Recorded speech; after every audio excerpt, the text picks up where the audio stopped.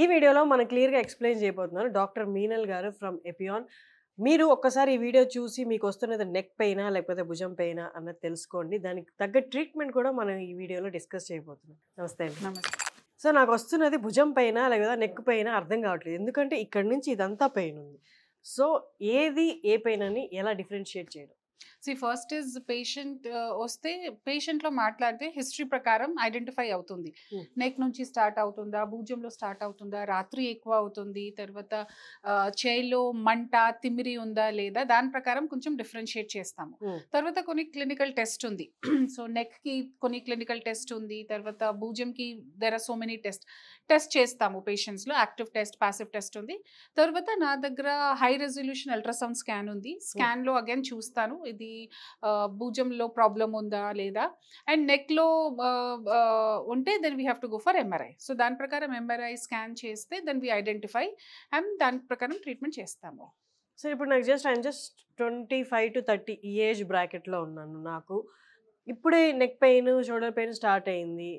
Doctor దగ్గరికెళ్తే పెద్ద పెద్ద treatments, surgeries అంటారేమో అని భయమేస్తున్న వాళ్ళకి ఈపీఆన్‌లో ఏం సొల్యూషన్? చెప్పాను కదా, ఫస్ట్ ఐడెంటిఫికేషన్. ఉన్న ఒక పేషెంట్ వచ్చారు, ఇది వెయిట్ లిఫ్టింగ్ చేసినప్పుడు టైంలో కొంచెం భుజంలో ప్రాబ్లమ్ స్టార్ట్ అయింది. సో భుజం లిఫ్టింగ్ లో ఇబ్బంది అయింది. సో పేషెంట్స్కి ఏమవుతుంది, భయం అవుతుంది. సో భయంలో he went to a hospital and then చెప్పారు కి ఇప్పుడు జిమ్మింగ్ లో నాకు ఇది అయింది, నాకు చేయిలో కొంచెం వీక్నెస్ కూడా తెలుస్తుంది. సో వాట్ దే సెడ్, వెంటనే ఎంఆర్ఐ చేయాలి. వెంటనే ఎంఆర్ఐ చేస్తే స్పైన్ లో చిన్న డిస్క్ ఉంది, మీకు ఎమర్జెన్సీగా డిస్క్ తప్పకుండా డిస్క్ సర్జరీ చెయ్యాలి. ఇది చెప్తే పేషెంట్కి ఏమవుతుంది చెప్పండి? మేబీ 32-33.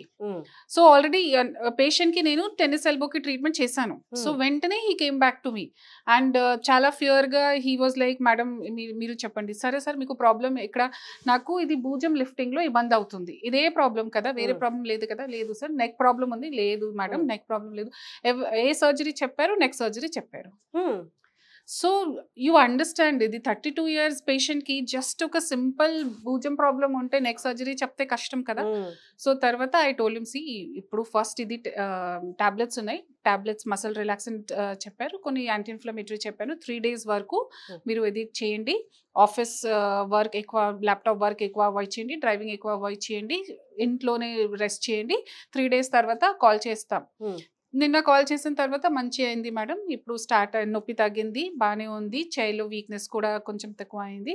ఓకే సార్, మీరు ఫ్రీ ఉంటే నాకు ఒకసారి చూపించండి, you come to clinic LC. So ఈ రోజుకి he's coming and he's better.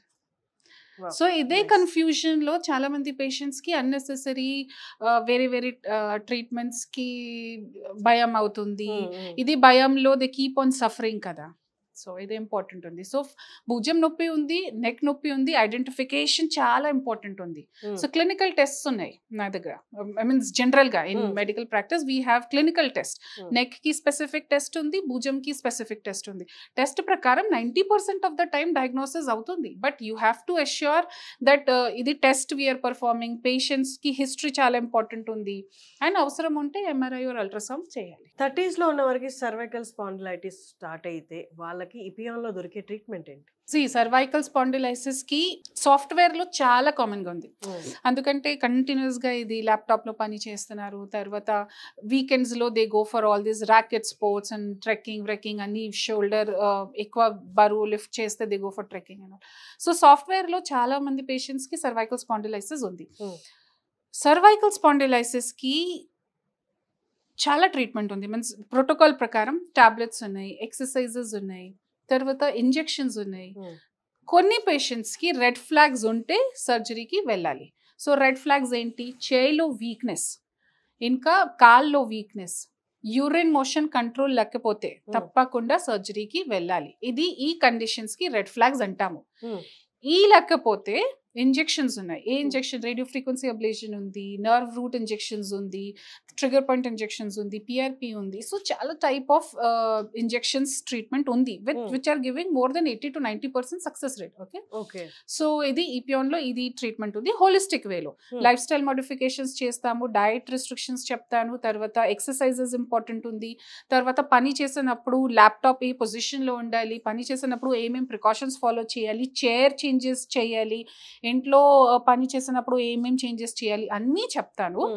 And if means requirement ఉంటే ఇంజెక్షన్స్ కూడా చేస్తాము. సో విన్నారు కదండి, ఇపియాన్లో భుజానికి అండ్ మెడకి ఉన్న డిస్కంఫర్ట్స్ ఏదైతే ఉన్నాయో, ప్రాబ్లమ్స్ ఏవైతే ఉన్నాయో క్షుణ్ణంగా పరిశీలించి మీకు ఇండివిజువల్ ఎలాంటి పరిష్కారం కావాలో లేదా ఏదైనా ట్రీట్మెంట్ కావాలంటే ప్రత్యక్షంగా చూసి మరీ చెప్తారనమాట. నార్మల్గా అయితే బయట ఏదో చిన్న ప్రాబ్లం వచ్చినా సర్జరీ సజెస్ట్ చేయడం అలాంటివి జరగవు. ఇపియాన్లో మ్యాక్సిమం సర్జరీని అవాయిడ్ చేయడానికి మాత్రమే చూస్తారని చెప్తున్నారు మీనల్ గారు. Thank you so much.